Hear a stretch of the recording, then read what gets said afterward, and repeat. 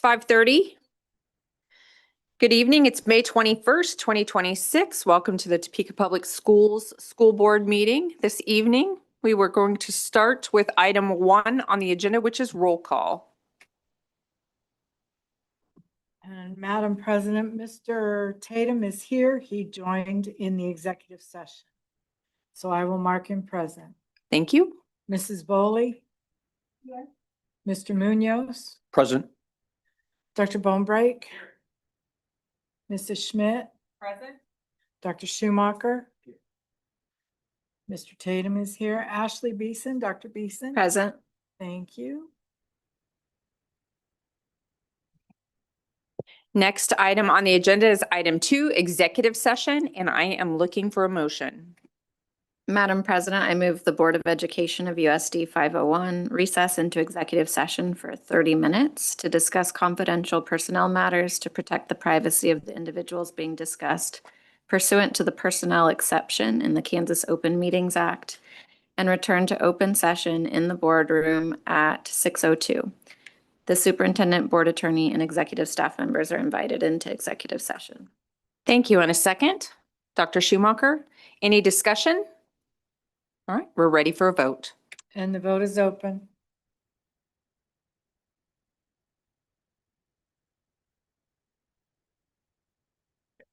Okay.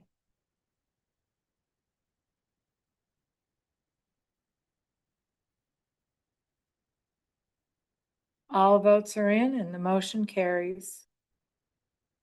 All right, we will recess into executive session until 6:02. Get in all right? You got it. Without email. Oh, without. Yep, just without that, yes. Sorry,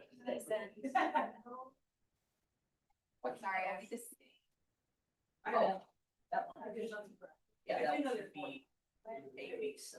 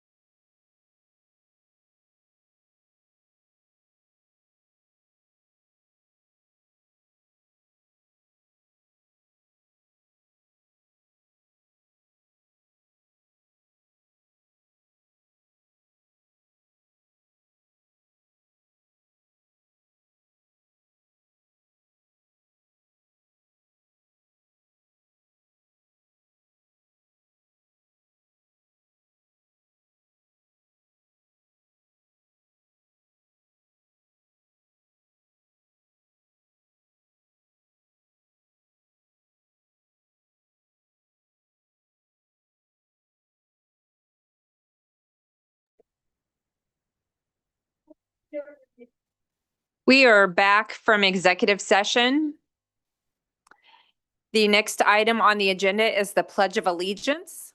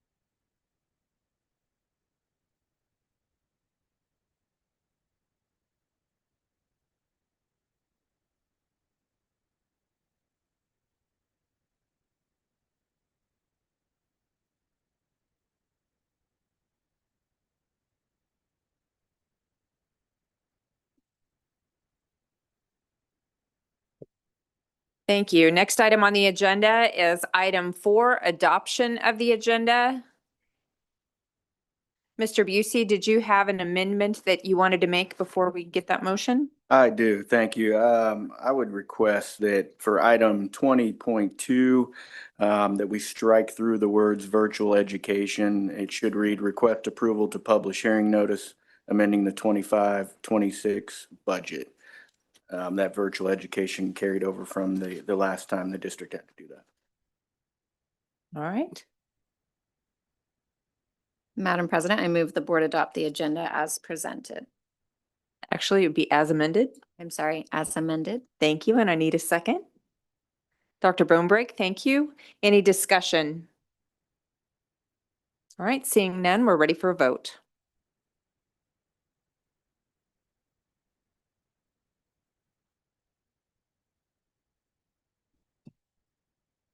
The vote is open.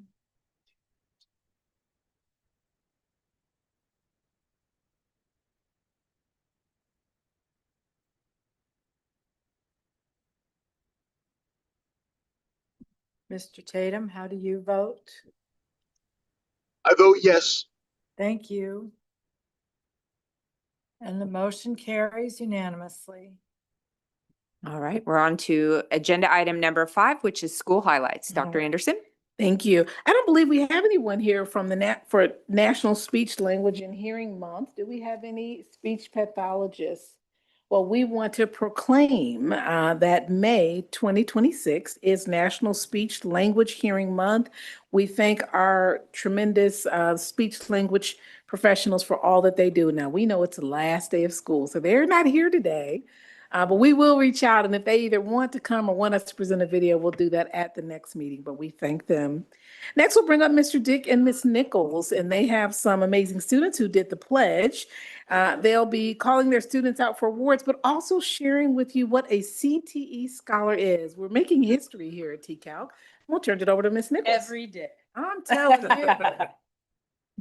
Good evening. Thanks for having us tonight and allowing us to celebrate these kiddos. There are 22 on the list and 4 came. So thank you guys for coming. We recognized about 100 pathway completers at TCALC a few weeks ago, and 22 of those qualify to be CTE scholars. So I think you have this list, but I'll just fill you in. So CTE pathway completers complete 3 credits in their discipline. They also must have one of the following things in addition to that coursework: 9 college credit hours related to their pathway, an industry recognized credential, or a high quality work-based learning experience. There's a mixture of that up here. They must also maintain a 3.5 GPA in their high school coursework and complete 40 hours of community service. So they were all awarded cords to wear at graduation to recognize their achievement. What else do I want to say about you guys? As a district, so I will say this, it takes a little bit of work to get these kids to do the application, to get all their data together. And we just haven't, for whatever reason, as a district, we haven't done that in the past. Ms. Westhoff and I were having this conversation and said, we need to figure out how to do that. So she and I reviewed some data.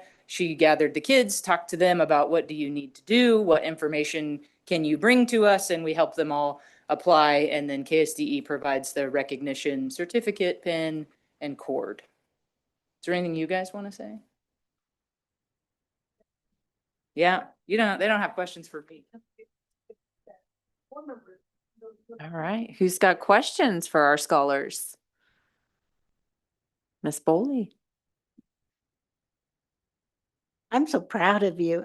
Some of you I know, and I'm so proud of you. And the ones I don't, not as close to, I am so proud of you. And our people out there, parents, wow. I want to know, what did you think of the process? And do you believe other students should take the step to do this, even though you're all so busy all the time? What did you think of the process?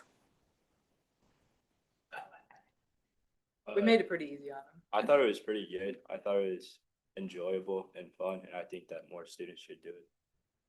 What did it look like? What did you have to actually do? We had to gather up like volunteer hours and then our hours for like work-based learning or those programs that she mentioned. It was pretty easy and I think it's worth it for the amount of work that you do. It's kind of a nice reflection time on what you've actually accomplished too, I bet. Yeah. To be able to look back at it. Like you said, it was easy, but you enjoyed doing it. Mhm. Yeah. Well, congratulations to you. I'm so proud of you. You've all worked hard, so good for you. And Foley, do you want to know what they're doing next year? yes, I want to know what they're doing for each one of you. Thank I'm you just for trying to hear. that up. I'm going to Washburn University to become an occupational therapist assistant. Oh, my. I'm Jordan. Yes, Jordan. My name is Daisy. I was in the sports medicine pathway, and through that, I discovered that I had a liking for occupational therapy. So I'm in the OTA program at Washburn next year. Hi, I'm Billy Lutz. I was in sports medicine with Miss Tetuan, and I'm going to Kansas City, Kansas Community College to play soccer and study exercise science. I'm Sophia Benqua, and I'll be going to Washburn University. I was in the teaching pathway, and I'll be going there to study education. Best of luck to all of you. I know your experience here in Topeka Public Schools is going to really help you in your next step. So good luck.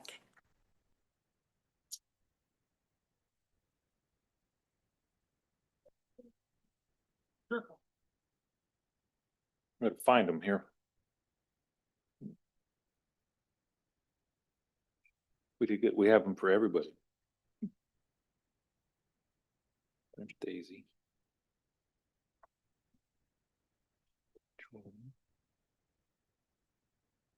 Billy.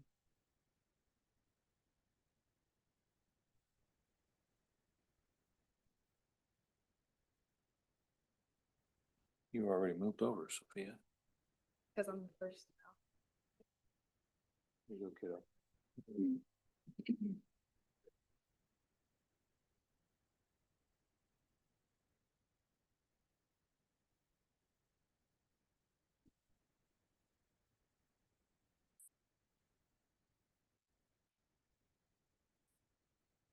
Ms. Nichols, do you also have a PowerPoint for the CTE scholars?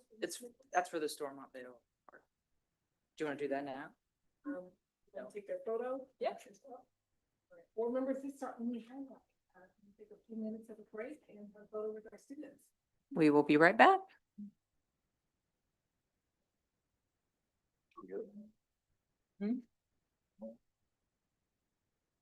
The teachers, do you want?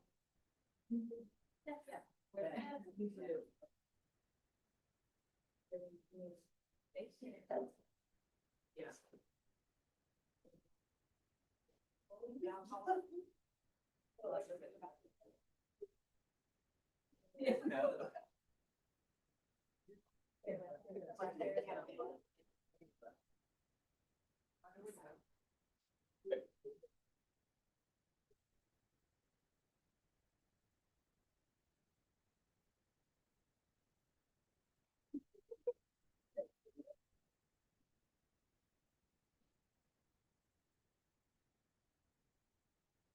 You know, it's the last day and our students may have some other places to be as well, but we will continue with CTE. The other part of the highlight is Ms. Nichols and Mr. Dick will be sharing, a little bit about CTE overall, the pathway and the scholars, but this allows our students to be freed up. Our teachers did not get recognized in terms of their names and who they are, so Mr. Dick and Ms. Nichols will start with mentioning them. Again, last day, they probably will be heading out as well, but we'll turn it over to them. Move on out your way. Yeah, we have Lauren Westhoff. She does the animal science and she helped lead all this to get these guys going on their CTE scholar stuff. And then Alyssa Jones, our teaching pathway teacher here as well.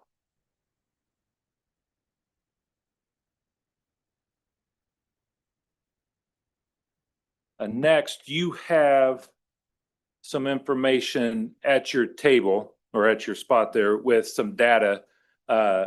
We have with us tonight, Dr. Aubrey Mink from Stormont Vale. So she helps and has been part of the pathway all along with Stormont Vale when we started doing CNA. And we haven't really given much of an update at all about this in the last 4 years that we've done it.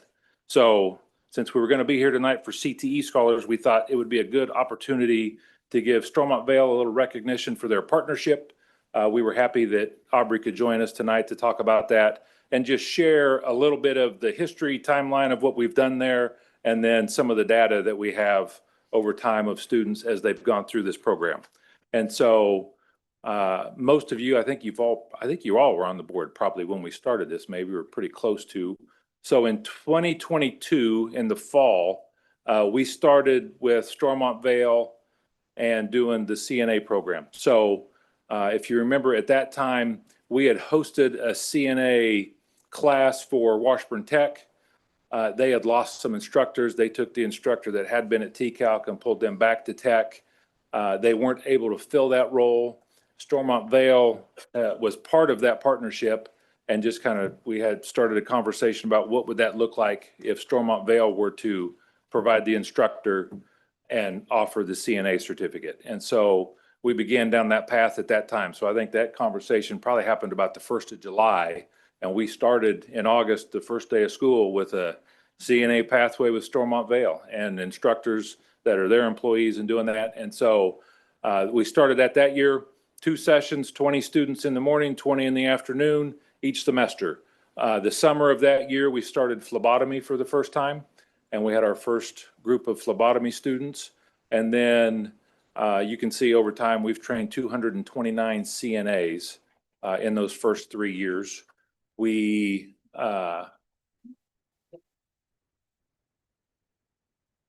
as we went through that process, we learned a lot about CNA and instructing CNAs and going through and getting the test and getting students to pass the test.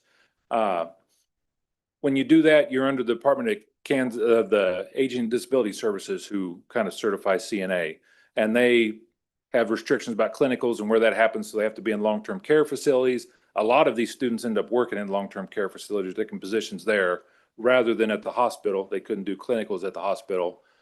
Towards the end of the first year or halfway through about the second year, we started the conversation with Stormont Vale about transitioning to a PCT certificate and a PCT role, which is really the role that these students fill when they get hired at Stormont Vale. So before, the CNA was kind of the entry point, but they still had another 6 or 8 weeks of training that they needed to do at the hospital in order to fill the role that they needed them to do. And so by transitioning to a PCT certificate, it really kind of alleviates that part. And I'll let Dr. Mink talk a little more about that when she gets up here, the ins and outs of all that. But we've transitioned now. So this has been the first year of doing PCT rather than CNA. So students that want to get a CNA, they still go to Washburn Tech. They're available to do all of that there. We exclusively now do PCT. And that was a process to go through, but it is recognized now by the state. The Kansas Hospital Association recognized it as a certificate and an entry point to work in the hospital. Probably the part that we're most happy about, they get to do their clinicals at the hospital, which has been a much better experience. And again, Dr. Mink will talk about that part too, a little bit in some of the data that you have. Yeah. And then the next slide just talks a little bit about some percentages. So 42.6% of the TCALC kids have held a position at Stormont Vale over all of this time. And again, in the beginning, clinicals were at long-term care facilities and all that, and we know we had lots of students that took positions there and stayed in those roles. There are 30 TCALC students who hold PCT positions right now. There are 43 students that are employed at Stormont Vale, and you've got some survey results there that Dr. Mink will talk about with PCT and just the feedback they get now doing clinicals at the hospital and all of that part. So I'll let her kind of talk about that data and anything she wants to share just about the program, and then any questions you have. Yeah, this year, switching to PCT has been an adventure, but it's been so great for the students. The science goes much more in depth. These students are learning how to read EKG strips. These students are learning how to do phlebotomy. These students are learning specimen collection, all kinds of crazy things for high school students to take on and learn. So it's been really exciting. And this was the first time that we've been able to do clinicals inside the hospital. So we had the students scattered amongst all of the acute care specialties units. They got to do 3 separate shifts as with a preceptor doing clinicals. And so they got to try different floors. They might have gone to the oncology floor for one shift, and then to stroke and psych for another shift, and then post-surgical for another shift. So they got to see a variety of different types of patients and different types of nursing.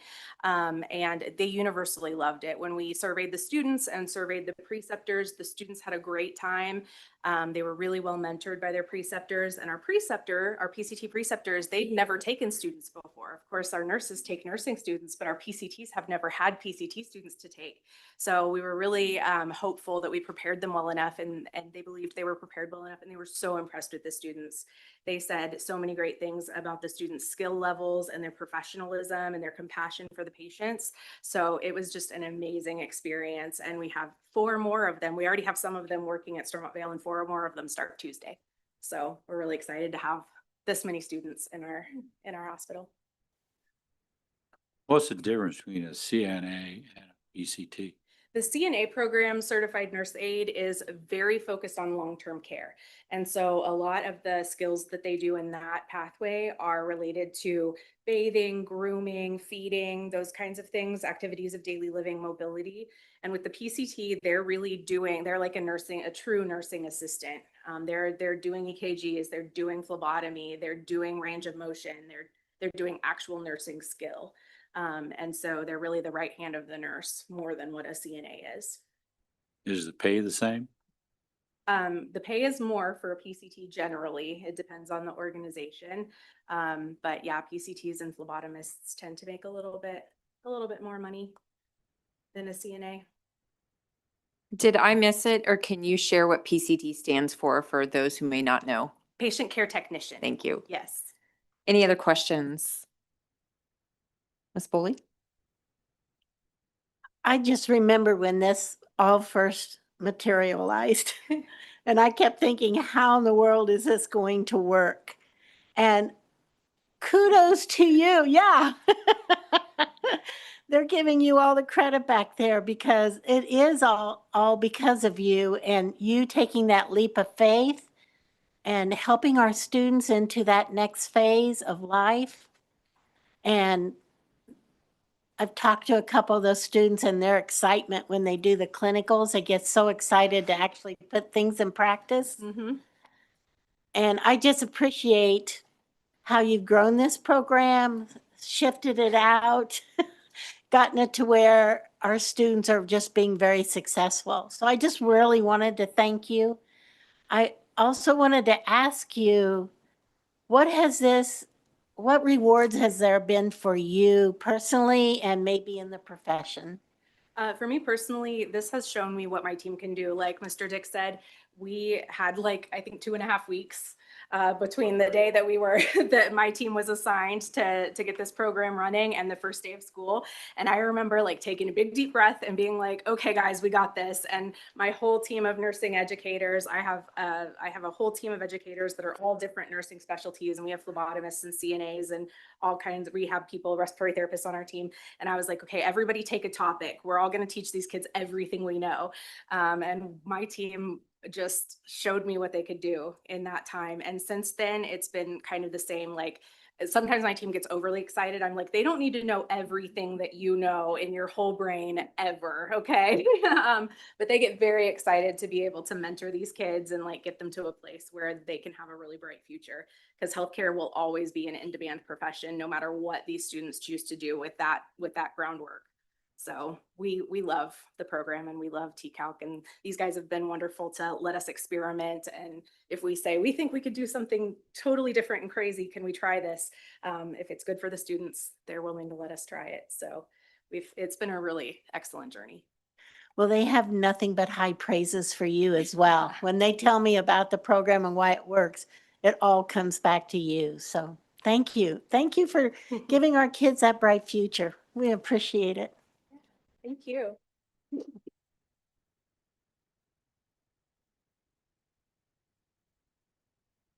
Right, I believe that concludes this final, it was the presentation, but we put it as a highlight since it is a special highlight and an acknowledgement and of gratitude for Stormont Vail.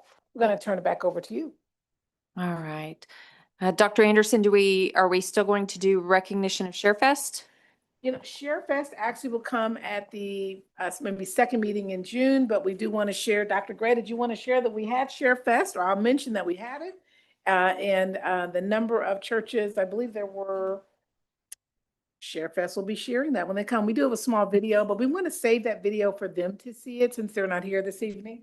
Dr. Gray, do you remember how many people we had in ShareFest, how many churches this year? I know that we had several churches and organizations that assisted with ShareFest. Again, I think we had about 11 school sites, I believe there were, if I'm correct, Ms. Wallace. Again, another great year of ShareFest, and we'll have more specifics. We do have a video, but we'll have more specifics to share next meeting. We'll save that video for that next meeting. Yes. Thank you for Perfect. That'll give us something to look forward to. Next item on the agenda is item 6, public communications. I know that we do have 2 visitors with us this evening that would like to address the board. We're going to start with Ms. Sandra Lassiter. Why you come forward? I'm going to read a statement that will apply to both our speakers. Please come forward and state your name and address for the record. You have 3 minutes to address the board. We ask that your remarks to the board be respectful. As school board members, we must make sure the privacy rights of all USD 501 employees are protected.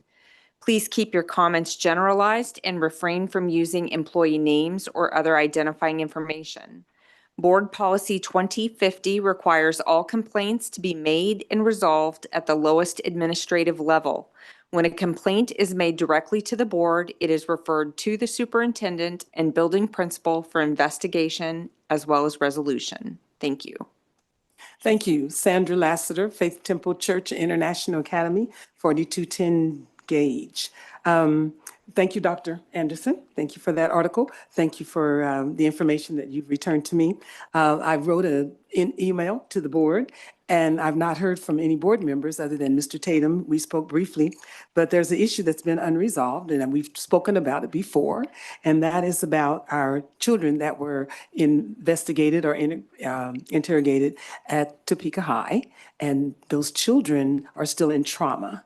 And our concern is that it's been stated that it's the law that legally parents do not necessarily have to be contacted as such or give permission for their children to be interviewed. Well, we know it's the law, and segregation was the law, but it wasn't right. So now we honor our Brown v. Board because of someone that made a decision to change it. Slavery was a law, but it wasn't right. And some people died, gave their lives so that some of us could be free today. Wow. And women could not vote at one time, but that wasn't right. So someone marched and someone spoke so that we could vote. Also, interracial marriages was a law. It was illegal for a white person to marry a black person or a black person to marry a white person. And it wasn't until 1967 that miscegenation became legal.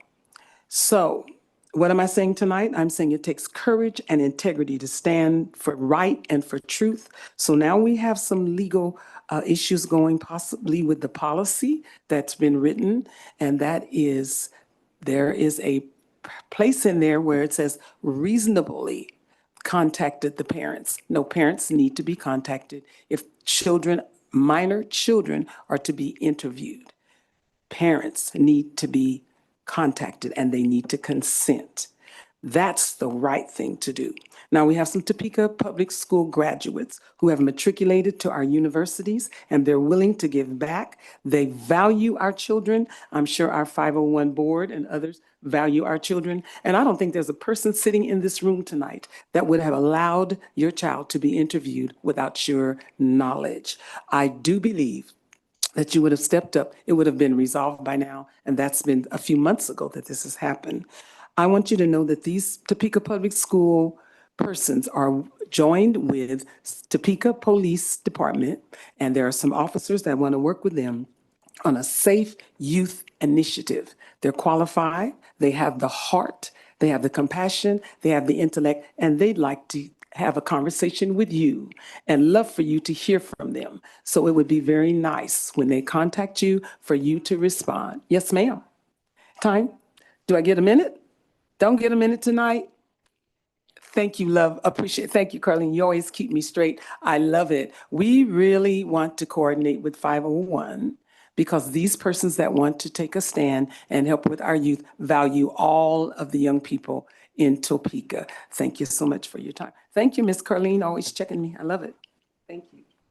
Thank you, Ms. Lassiter. We also have Ms. Barnett.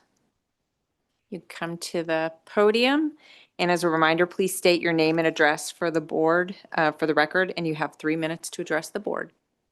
Thank you. My name is Christine Barnett. I live in the Westboro neighborhood, and I am the proud parent of a Topeka Public Schools student. I'm here to talk to the board today regarding the proposal to eliminate TPS policy 8100-03 guidelines for transgender students at school. Regardless of anyone's opinion on gender diverse students, this policy is about access to education. This policy has been in place at Topeka Public Schools for over 10 years without complaint. This policy has helped students stay in school. Without this policy in place, TPS will lose students and the day-to-day lives of those that do remain will be negatively impacted. While the letter of findings from the Department of Education and the legislative changes by the state of Kansas will require substantive changes to the policy, there is nothing that forces the elimination of the policy altogether. The TPS policy is strong, thoughtful, and well-written. There are many elements that are important to the lives of gender diverse students that can remain in place, such as guidance that prevents teachers and administrators from disclosing gender status to other students, dress code, gender segregated activities in class.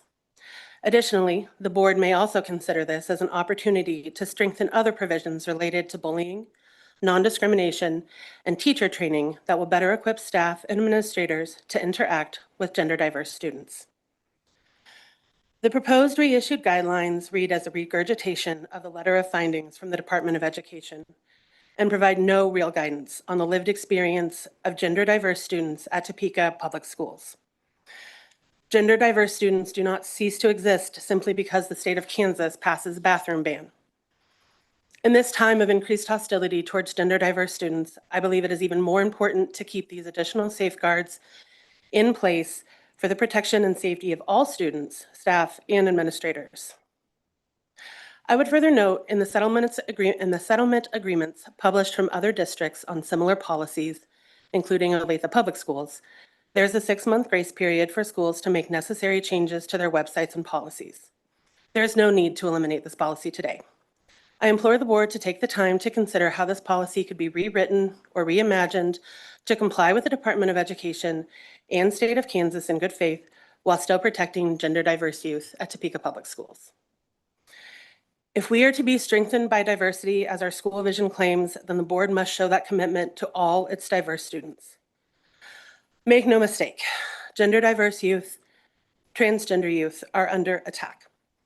It is easy to say you support all students when the sun is shining, but it's how we respond in difficult times that matters. Please do not abandon these children at their most vulnerable moment. Thank you for your time. Thank you.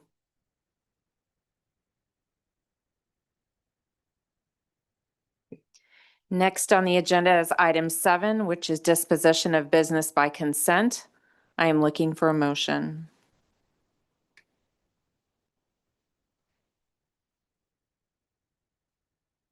I move the board approve the items of business by consent as presented and authorize the board president or superintendent to sign the special project and purchasing contracts for and on behalf of the board.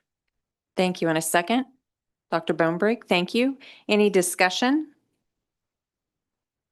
Seeing none, we're ready for a vote. The vote is open. Mr. Tatum, your vote? I vote yes. Thank you. I'll mark it. All votes are in and the motion carries unanimously.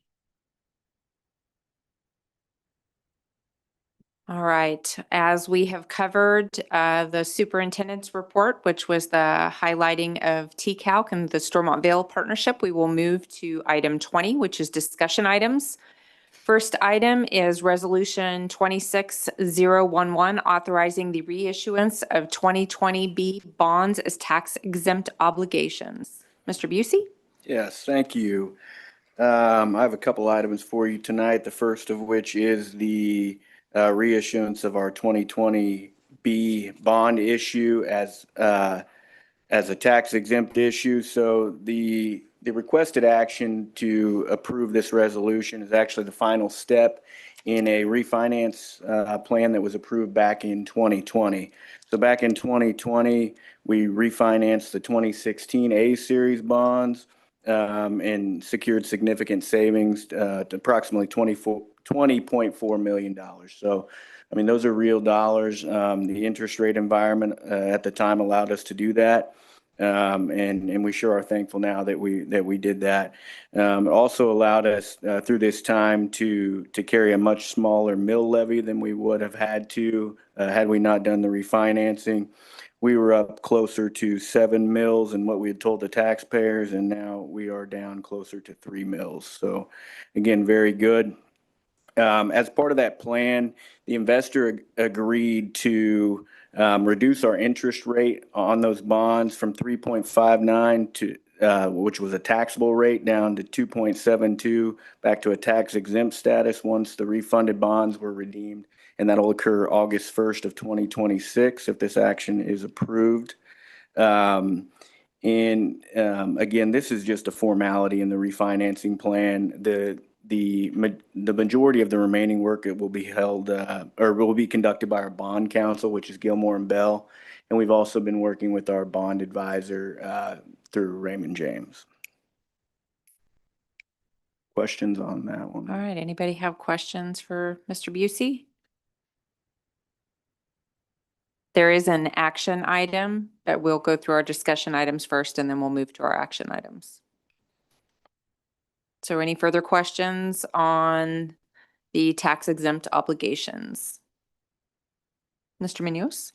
It's not a question. It's just more of a reemphasizing for my colleagues here that, so besides making sure that this bond stays tax-free for those who have it, for us, what the benefit is that we have a lower interest rate, right? Correct. Well, when we refinanced, when we did the refinance, just like similar to if you refinanced your house, we were able to bring that rate down, so that therefore our interest expenses have been a lot cheaper than they would have been. And the other thing I have in my notes is that we'll be able to finish paying off these bonds 5 years earlier. Is that correct? That's correct. Okay. Yep.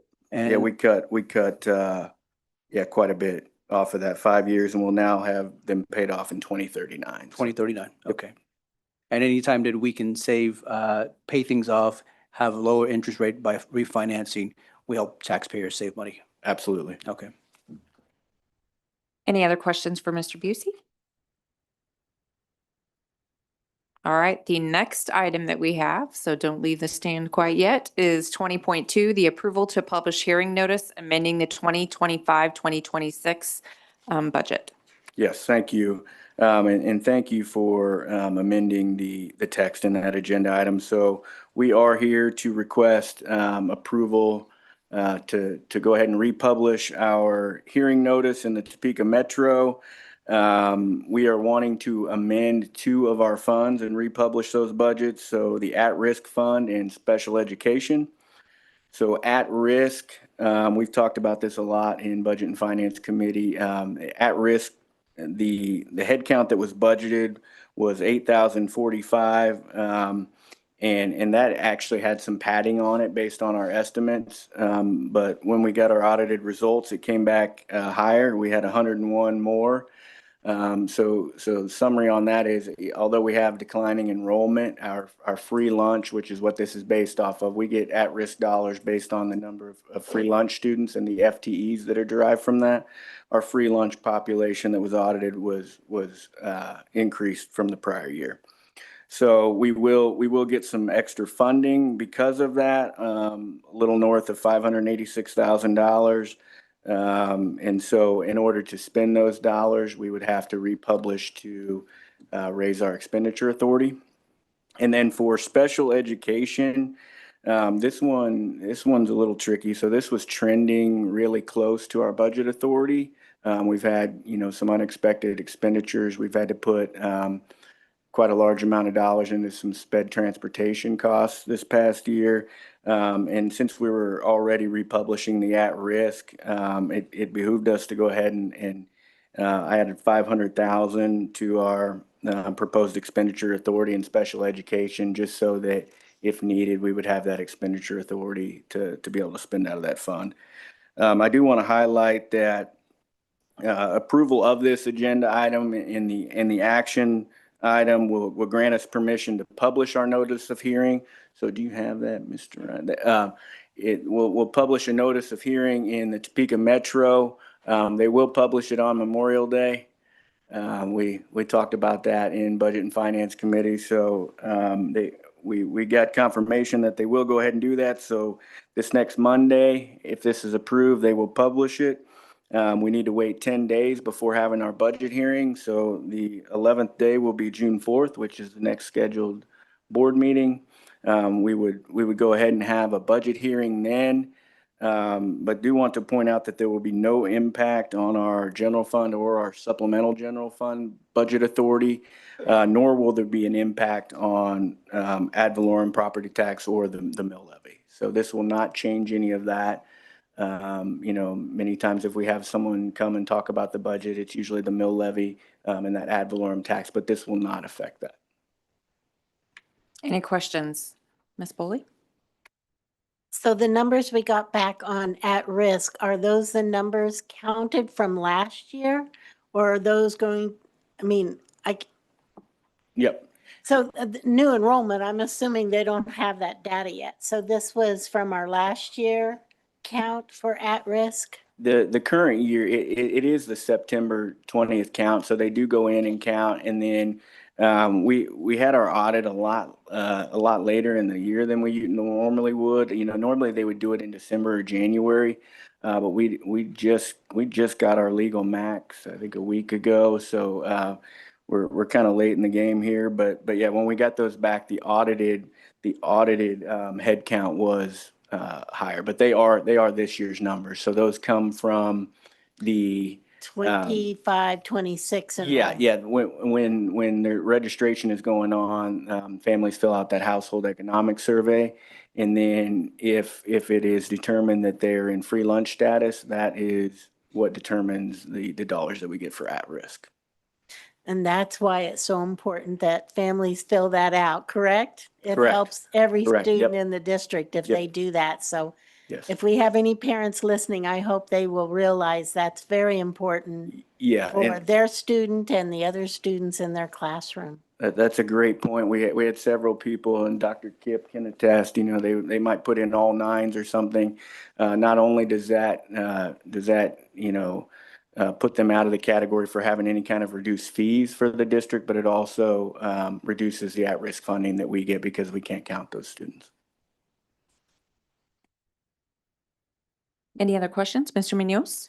Remind me again, so what you're saying for special education funding is that we're moving some money to be able to cover increased costs for transportation for those students, is that right? Yeah, there's several big ticket items that we've had in the special education fund. You know, normally we put enough padding in there so that we wouldn't have to republish, but we've been trending really close to that.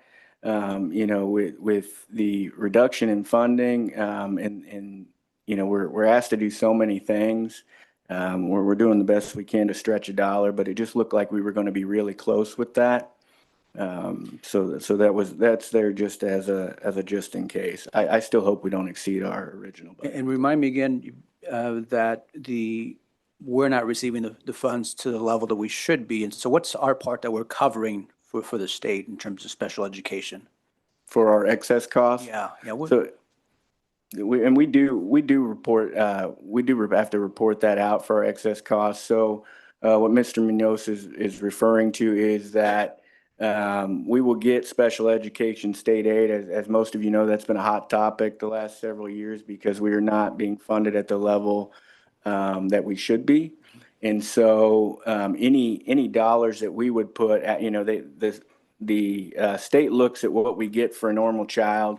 You know, we get a certain base aid, and then for every kid, and then depending on different circumstances, we get weightings. Well, they'll kind of dial that back, and then they want to know what exactly are you spending out of other dollars, which means for us, we're transferring quite a bit from the general fund and from our supplemental general fund, and those are what they consider excess costs. So the special education budget does include dollars from the general fund and from the supplemental general fund because we're having to subsidize special education. Yeah, I pulled up, we just recently put together a new graphic. We'll share that with the board tomorrow. We'll send it out. But it notes from last year's information and budget, what did we have to spend extra out of general fund and LOB, or the local option budget, above the required transfers to special education. In the 24-25 school year, that came to $13.1 million. So that's the short version of the gap. There's a few different ways to calculate that. So you'll hear about SPED excess costs. You'll hear about total transferred dollars. So we're going with the transferred dollar numbers for this graphic. But short version is the state continues to not meet its own law about the 92% of excess costs. Okay, thank you for letting us know, and I think it's important for everybody in Topeka Public Schools to know as well. And that excess cost is being spent on what percentage of our students?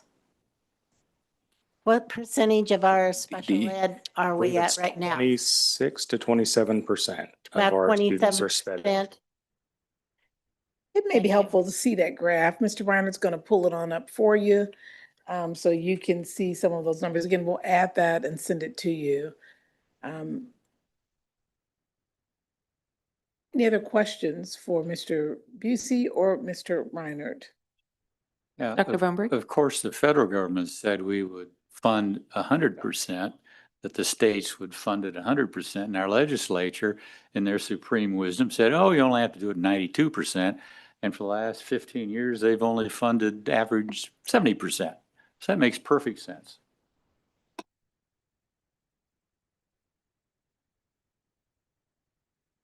So down below might be the graph, or maybe the graphic did not fully come up. Again, we'll send that to you. So we'll send that to you, but the colorful graph is helpful not only for you, but for legislators, for you to share with family members to see the 13 million that we have to transfer in order to meet the obligations in special education. So we'll still send that to you on Friday. We would appreciate that. Any other questions? All right, seeing none, we will move to the next item on the agenda, which is the action items. The first of three is 21.1, approval of proposed policy and regulation changes. I would need a motion. I'd actually like to propose two different motions. The first, I would move that we pull out, what is it, 8100-03 and delay on voting until after the next policy meeting. That would be my first motion. And a second? Dr. Bonebrake, any other discussion? So I would, this one's just weighing heavily on me. I don't feel comfortable voting at this moment in time, and so that's why I've made that motion. Okay, Mr. Munoz? I was just going to ask, which one is that again? That's the deletion of the entire policy.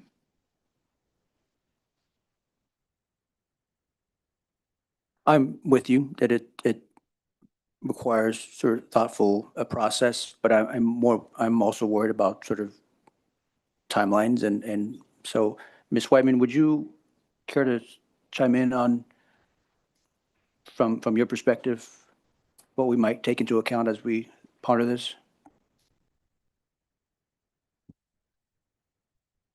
The existence of this guideline, it's not a policy, it's just a guideline, is that it puts the district in a difficult legal situation because there have been 4 laws passed by the Kansas legislature that makes these guidelines and the language contained in these guidelines not comply with current law. And those policy or those law changes in the state of Kansas began really in 2023. So we have been out of compliance with certain parts of Kansas law since 2023 when they passed the overnight accommodations. Then there was the Fairness in Women's Sports Act that was also passed. There was Senate Bill 180, the Women's Bill of Rights, and the changes to the High School Activities Association, which basically require athletic participation to be based on a student's sex at birth. But the final one was passed this past legislative session, Senate Bill 244. It provides that each public building, including schools, shall designate each restroom as male or female to be used by individual sex at birth. If someone would complain that we're not complying with the law, then we would have to issue a violation to the student. And the second violation is $1,000 fine. And the third violation would be a Class B misdemeanor. What is being proposed is that this regulation be deleted and attached to the regulation are administrative guidelines which will protect the rights of all students. The Office of Civil Rights has basically found or indicated that the district is not in compliance, and they specifically cited this regulation as evidence of not being in compliance with their current interpretation. Now, the Office of Civil Rights interpretation dramatically changed when the federal administration changed after the last election. But under the current Office of Civil Rights interpretation, they basically define sex as your sex at birth, and they do not use the words transgender or even gender. So that is what is objectionable based on the Kansas laws and the Office of Civil Rights. Having worked with these guidelines, it's important to note that these are only guidelines that at the building level, at least since my tenure, the last 4 years, nothing will change in the sense that other than we do have to designate and have designated the bathrooms as male or female and do offer a private bathroom to anyone who needs it for any reason at all. But nothing will change at the building level. The building principal will continue to work with parents and the transgender student, meet with them, provide accommodations that are allowed within now the state law and within the current interpretation of Office of Civil Rights. Teachers will continue to support and provide all the support that students need and are afforded under the Constitution of both the state of Kansas and the federal government. I don't anticipate that this will make any changes. There has been a concern, even when the Kansas Attorney General had a concern with these guidelines, there was a concern about names and privacy. Number one, first thing, any student record that we maintain is a confidential record. We can only release it with the consent of the parent. However, when it comes to names of students, our recently adopted information system, a parent can go in and designate any name they want for their child to be called by. We have to maintain their what we call official records under the name on their birth certificate. But any parent can go into our system this evening and change the name of their student. There is basically a block where you can put a preferred name. And that preferred name in every classroom across the district this past year, I would estimate that in any classroom, there are at least 5 to 10 students who may be being called by a different name, and the parent has put that name into the system, and that's what teachers use to address that student. So the name issue is no longer an issue because of changes in our current system. But with the adoption of this, there is the administrative guidance, which assures that all students will continue to be treated and supported based on their academic, social, and emotional needs. Rescinding this policy will not impact how students are treated in the district. Dr. Beeson, would you help me to understand, your thoughts on delaying this for 2 weeks? We have an upcoming policy committee meeting. I was unable to attend the most recent one, and I think we have some parents with vested interest in this policy and potentially its removal that we may hear in more detail about, not necessarily just whether to remove the policy or not, but how to also move forward. And that's the part especially that I don't feel like I have a strong handle on. Just for clarification, it is regulation, it is not a policy. So okay. I just want to make sure we're using the correct language. Sure. Guidelines. That would be my explanation for where I'm at the moment. Dr. Schumacher? Just for clarity on 2 points. When is the next policy committee meeting? It is Tuesday at 4 p.m. This next Tuesday? Yeah. And Ms. Whiteman, is there a deadline either, I know the OCR we've talked about, but for the legislature, let's say this most recent bill, is that something that we have to show that we're following by like July 1st or? Okay, thank you. And Ms. Boley, did you have some? I believe this regulation can be edited and improved as we go along throughout the policy committee. I don't think what we pass tonight will be totally in concrete. Am I correct? But it moves us forward to be under the law of the federal law and the state law at this time. And as we hear from the parents that are coming to your policy meeting, there can be ways of looking at that to best fit our district, but yet stay under the law.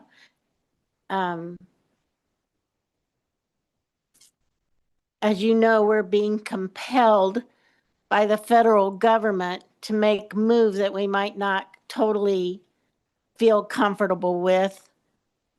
But as Ms. Lassiter said, at this time, it is a law that we have to follow, and hopefully it will be changed eventually. But I don't know if that would make you feel more comfortable. I know that Topeka Public Schools will do everything possible to make this as what is best for our students and our staff to be able to uphold without any harm to our students besides what harm is already being brought by our governments in place. So I hope that makes you feel a little bit more comfortable about any of the vote tonight. We will do what's best for our students. We just will do what's best for our students. But we also have to do what is under the law so we can continue to be a district and to get the funding that we need to be a good district. So I hope that helps in that decision. I don't disagree with anything that's been said tonight. Yeah, I think it's a pretty impossible position that we've been put in, so. And Sue is correct. You know, all our policies and regulations, all that stuff can be modified at any time and come before the board and go through a vote and follow the same process. So, but as it stands, we have a motion and a second. So we need to take a vote on that. Yes, go ahead, Dr. Munoz or Mr. Munoz. Ms. Whiteman, if we were to go through and vote on to the proposed policy, everything except 8100 and then wrap that up next meeting, is that doable?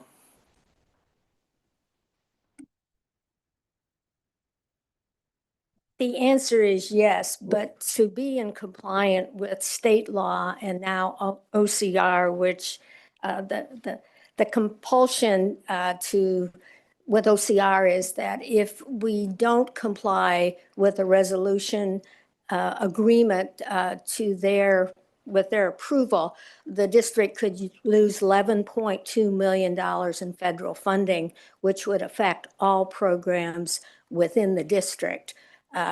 And my understanding is that they have already taken or sent one district a letter indicating that if they don't comply within 10 days, that they will be put in the at-risk category for receipt of federal funding, which will impact the district's ability to draw down the federal funding and how it would get the federal funding. If I could propose a compromise, even if the board decides to rescind the policy committee could look at the administrative internal guidelines and work with parents to try to put any additional language that the policy committee feels should be added to those administrative guidelines,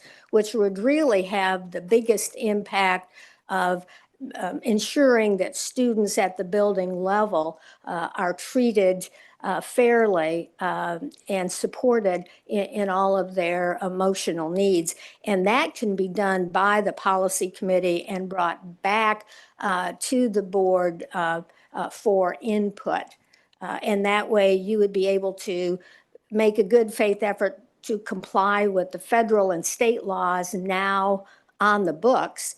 And, you know, as I always advise my clients, the law is the law is the law. And we're always at risk if any of us don't comply with the law. And that way, there would be something that the board policy committee on Tuesday could work with parents to ensure that that language is sufficient to address their concerns. The only thing I want to add is I think there's been a lot of sort of an element of fear around all of this and about speaking about it. And so I just want to thank everyone for engaging in conversation about it. I think that we haven't quite utilized an opportunity to do that. So I appreciate it.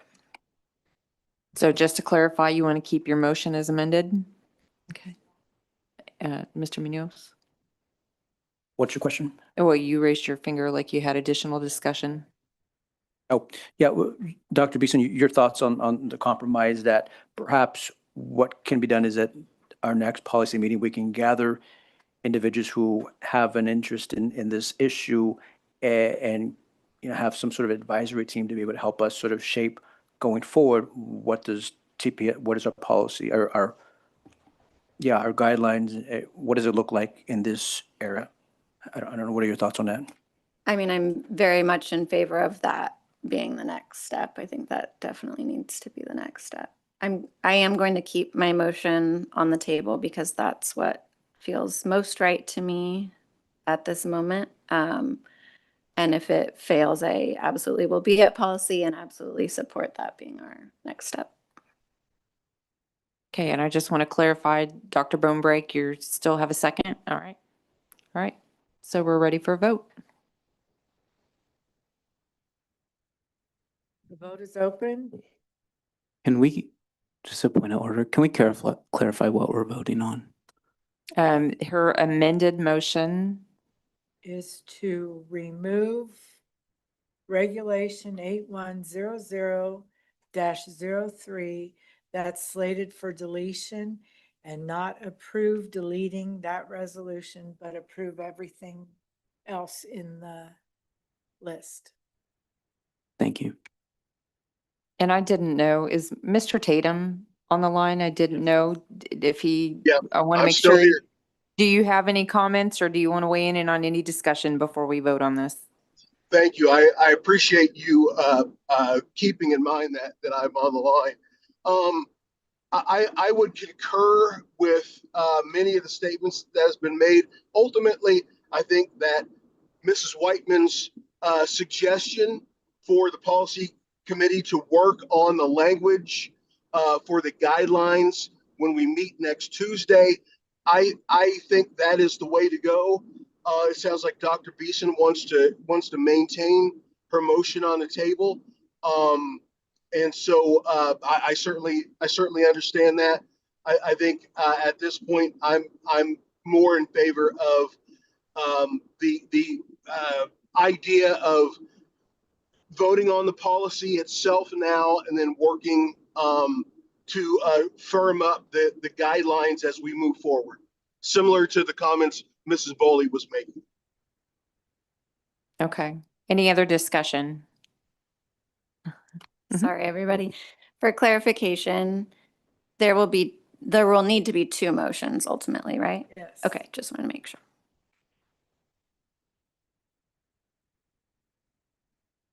We ready for a vote?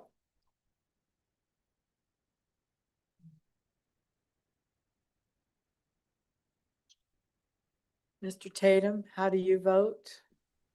I vote no. Thank you.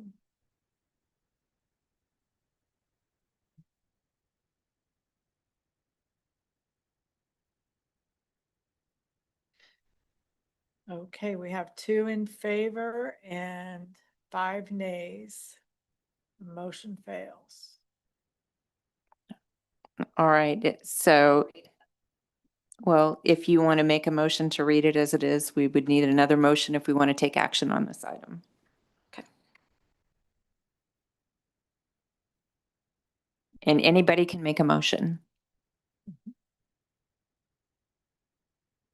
I'll just read it as it is. I move the board approve the policy and regulation changes as presented and discussed. That would include the school security and safety policies and 8100-03, correct? Okay. And I need a second. Ms. Boley? Any discussion? All right, Mr. Tatum, any discussion? No, Madam President, thank you. All right, Dr. Beeson has a comment? Okay, apologies. Mrs. Whiteman, just real quick, I messed up earlier about the middle school handbooks. I put my note in the wrong place about our cell phone policy.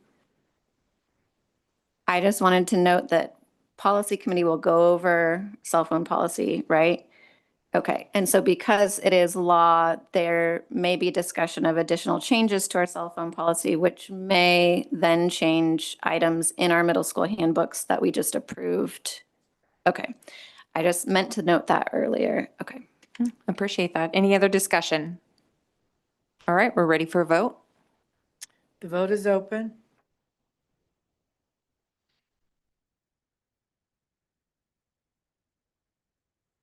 Mr. Tatum, your vote? I vote yes. Thank you. And all votes are in and the motion carries unanimous. All right, next action item is item 21.2, requesting approval for resolution 26-011, authorizing the reissuance of 2020B bonds as tax exempt obligations. I'm looking for a motion. Madam President, I move the board approve resolution 26-011, authorizing the reissuance of 2020B bonds as tax exempt obligations as we discussed. And I'm looking for a second. Mr. Munoz, thank you. Any discussion? Mr. Tatum, any discussion? No, ma'am, thank you. All right, we're ready to vote. It keeps taking me back to the old motion. We'll have to do this one by hand. All right, all in favor? Okay. Mr. Tatum, are you in favor? I vote yes. And the motion carries unanimously. Thank you. And the final action item is 21.3, action to grant permission to publish hearing notice amending the 2025-2026 budget. I'm looking for a motion. So moved. And a second? Dr. Schumacher? Any discussion? Mr. Tatum? None, Madam President. Thank you. I think we're ready for a vote. And the vote is open.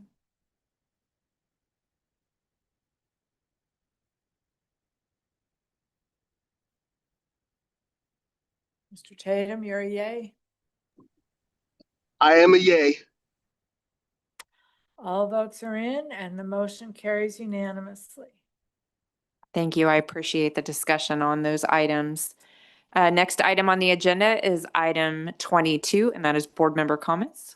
We will start with Dr. Bonebreak. Well, we all been on head banging committees. My two, we are thankful of the Finance Committee and Mr. Busey working us through all the dates and Texas two steps that we have to do. But he did a great summary. The other one was the Health Committee, which every month we get convinced that Blue Cross Blue Shield is doing us a big favor by them losing $1 to $2 million a year for the last 6 years since I've been on the committee. This seems totally improbable, but a third of the expenses are managed by the pharmacy benefit managers. And we pay more for our medications in this country than any place else in the world. If we get rid of the middleman, we might save something. Secondly, I just don't think we need 4 categories for our health insurance. All but one, the monthly costs are greater than the deductible. So if you had the $5,000 deductible and no payment, you come out ahead, one way or the other, whether you use medical services or not. I just don't understand why we don't have a higher percentage of people in the group D, which has a $5,000 deductible, because the monthly insurance costs are less, if you add up for a year, less than the $5,000. And the second part, there is very little computer management. Since computers took over about 13, 14 years ago, there's a lot of cheating that happens. And there really isn't a practical way yet for insurance companies to monitor this. I was always concerned when I checked into the computer that I marked exactly what I did and nothing more. But that simply isn't the case with providers and hospitals. There has to be some way we can regulate that. So our mid-year graduation, I thought we had during a work week, and a lot of parents were upset with that because they couldn't attend because they had to go to work. And I think it was changed because of a snow date or something, but we need to have it on the weekend so more parents can attend. That's all I have.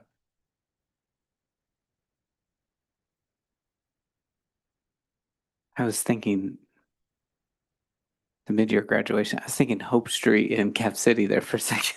But you're talking about back in January. Yeah. I was also on Health Insurance Committee. We did talk numbers a little bit with the Blue Cross renewal. Without our rate guarantee, our premiums could go up 40%, which is $6 million a year, $500,000 per month. So we do have one more year of rate cap, and then it's really figuring out what happens after that. I also participated in Donuts and Dialogue with Mrs. Dick on the 19th. There's still lunch and learn. It was pretty great to be able to sit and talk in a somewhat safe space and get insight both ways and input both ways. And she alluded to maybe it being a recurring, maybe quarterly type thing. And I definitely see where there could be value because it felt like an hour went by pretty quickly. We obviously are wrapping up the school year and there were a lot of promotions today. And I just want to say thank you to everybody for the graduations and for the promotions and everything that goes into it. As a parent of a graduate and a promotee, it was a very busy but special week. And I think finally just a statement onto, our public comments tonight, both of our public comments tonight and, our discussion around the action item.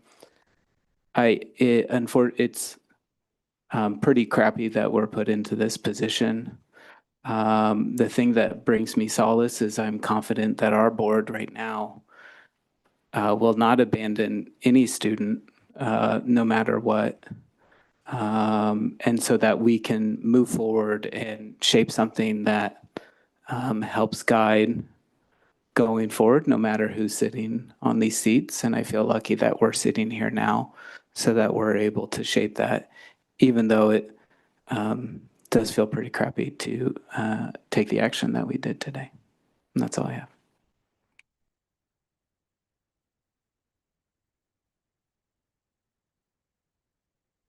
I'd just like to read a statement on those actions. so it's on record. While the Kansas legislature, the Attorney General, and the current Office of Civil Rights have determined that student athletes and restroom access is based on a student's sex at birth, USD 501 is being compelled to make the required policy changes to stay within the laws.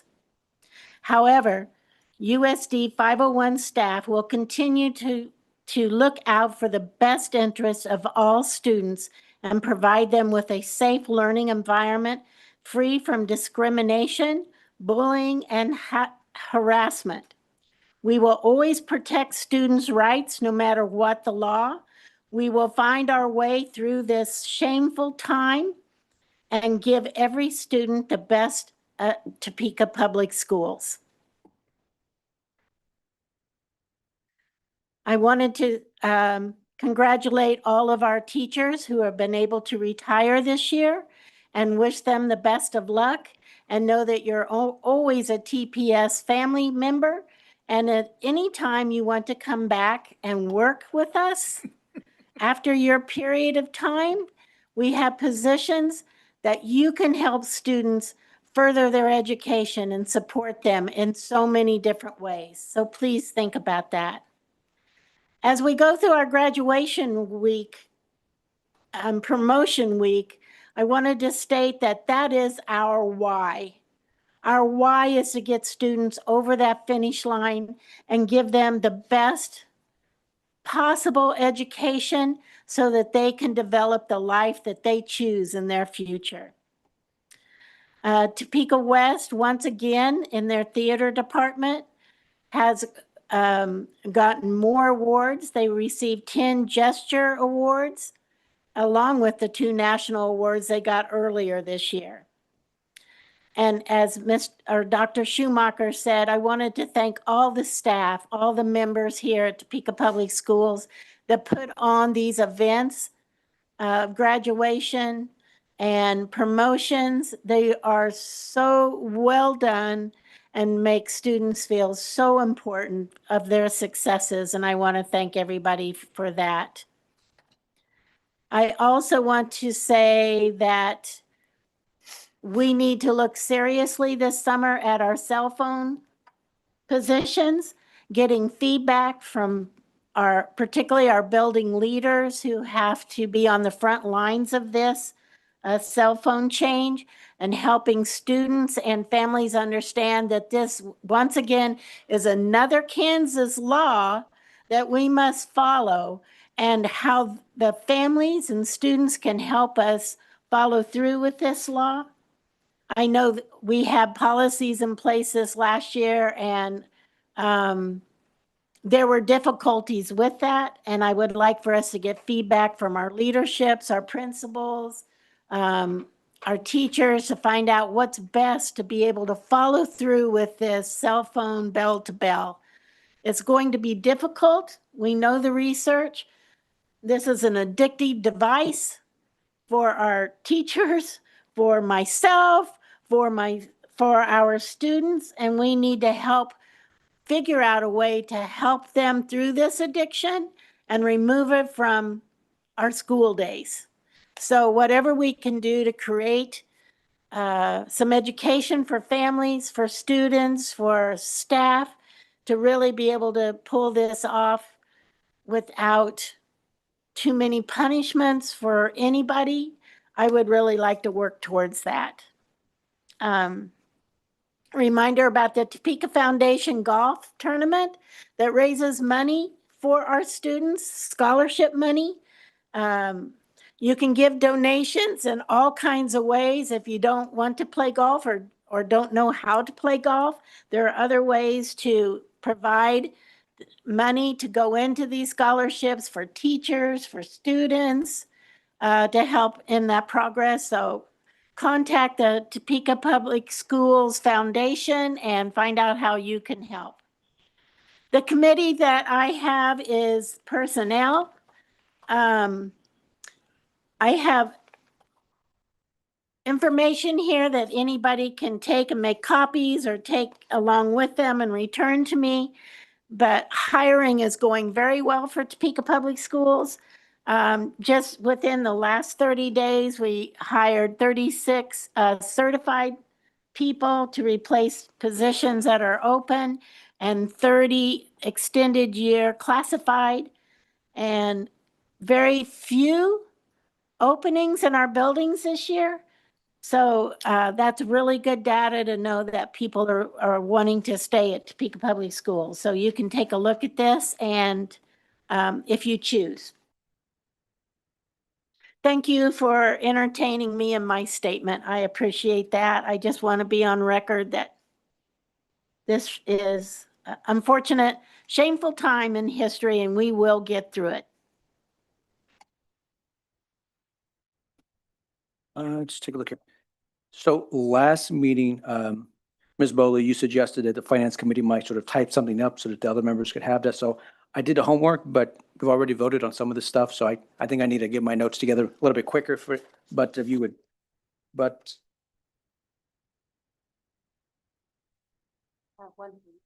yeah. And again, if you read it, it's just what we've already talked about. So it was a quick turnaround this time, but next time I'll do better to make sure I type up some notes and just to give you a rough estimate of what we discussed, and so you can be prepared when we're making decisions. Policy committee, I actually showed up a week early. I was here on Tuesday, and so I was on the wrong Tuesday. Yes, I made no policy decisions, but I did have a chance to talk with Ms. Whiteman. And so for the next policy meeting on Tuesday, I'll try to call in Ms. Whiteman and be there with you all as you talk about these issues that need our attention and obviously are important to a lot of individuals. So it really is an important issue that we can't ignore and wouldn't want to. The families who are affected, the students who are affected by some of these issues are, foremost on many of our minds. And I know that regardless of what policies are or regulations are or not in place, that the spirit of that exists in our district remains the same. And so that, I think, is foremost what I'm interested in sort of helping to bolster. Other than that, I'm trying to think of what else I was going to say. I think that's it. Thank you. Thank you for typing up these notes. That's really helpful. Appreciate that. School year is over. I can't believe it. My brain is mush, so I cannot even imagine all of you who are working in these spaces all year long. The celebrations were just fantastic, and students were so happy and engaged. And my fifth grader had a promotion at Whitson today, and just listening to and watching them support each other and cheer for each other. And Mrs. Bully talked about just how they're such age-appropriate kids and all of their joy and sort of enjoyment of the day. It was really, really lovely. And I know that was happening all over the district today at our middle schools and elementary schools. Thank you all so much for engaging in that conversation and speaking your hearts today. I think as a mom, if I'm putting myself in others' shoes, it's just a really, really heavy, heavy, heavy time. So I very much appreciate all of you and all of our school staff and teachers and administrators who I know care very much for our students. And so I will look forward to policy committee and all of us, working hard to understand our families and what would best serve them in our schools. So I think that's it. Thank you. All right, Mr. Tatum. I'll try to be brief because I think my reception's kind of spotty. I wanted to say, first of all, I don't think I had any committees that I attended over the course of the past couple of weeks. I wasn't able to attend personnel committee today. But since we last met, I do believe there were two events that took place for the district. There was a award ceremony and a retirement ceremony, and I wasn't able to attend the award ceremony, but the retirement ceremony was fantastic. And congratulations to all of our retirees I want to say that I absolutely stand behind the comments that Dr. Schumacher made and also Mrs. Boley. And I'd like to associate myself with the statement that Mrs. Boley read and include that in the record. We are absolutely going to work for the benefit of all of our students and try to support them as best we can in just in being who they are and in being able to just go to school and learn, no matter what gender they are or what they look like. It doesn't matter. We're in the education business, and our focus should be on how we educate kids. I also want to say, since we just got through a bunch of graduations, congratulations to all of our graduates. And we have closed this year's chapter as far as the students are concerned. And now we look forward to starting again in the fall. And that's all I have. Thank you. Thank you, Mr. Tatum. As the 2025-2026 school year ends, I just wanted to thank and congratulate everyone in Topeka Public Schools. To our students, I want to thank them for their hard work, resilience, and growth, and remind them that we are very proud of them. To our teachers and staff and administrators, your dedication and care made this year successful, and you inspire us daily. To our families, your support and partnership were invaluable. We celebrate stronger academic results and expanded opportunities across our schools. We hope everyone enjoys a restful summer, and we look forward to seeing everyone back in the fall.